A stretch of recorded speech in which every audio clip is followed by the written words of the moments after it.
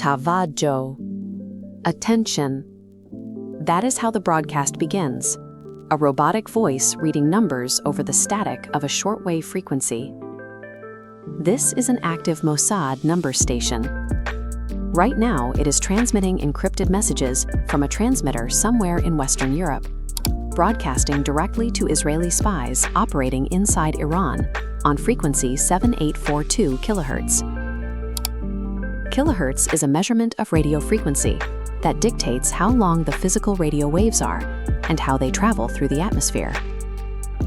Anyone with a $20 shortwave radio can pull this signal out of the air. You can hear Israeli intelligence speaking to agents in real time. You just can't understand them. Most of the conflict between Israel and Iran plays out on television.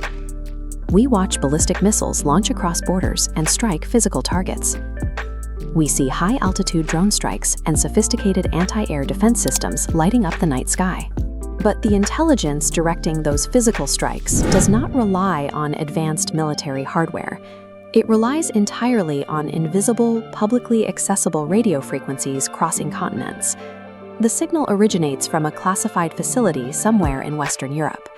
Shortwave radio behaves differently than standard FM broadcasts. Instead of traveling in a straight line along the ground, a 7842 kHz wave travels up and bounces off the ionosphere, a layer of charged particles in the Earth's upper atmosphere, and zigzags back down toward the Middle East. Because the signal drops out of the sky from the upper atmosphere, it completely ignores the internet blackouts, digital firewalls, and cellular surveillance systems deployed on the ground inside Iran. It is pure physics. You cannot censor a radio wave bouncing off the atmosphere. Because the broadcast drops directly into hostile territory, it is completely public. Iranian counterintelligence can easily record every single transmission. Militaries have been intercepting these exact types of open-air radio transmissions since World War I.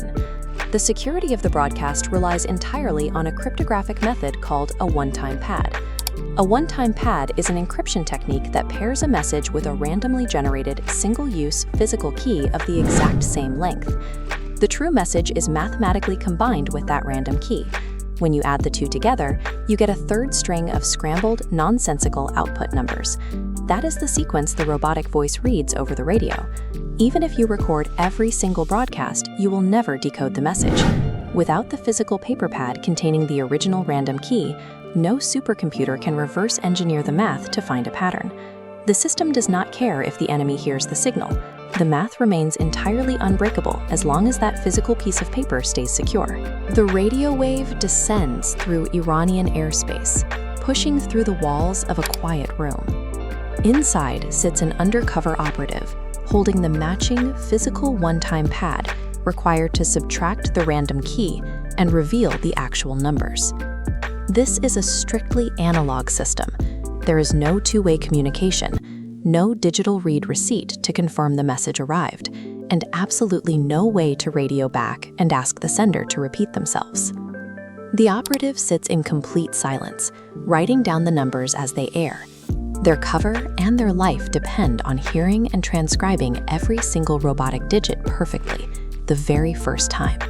To avoid the massive digital surveillance apparatus of a modern state, intelligence agencies have to abandon technology entirely and rely on strict human precision under extreme duress. We live in an era of hyper-advanced digital tracking and autonomous weapons.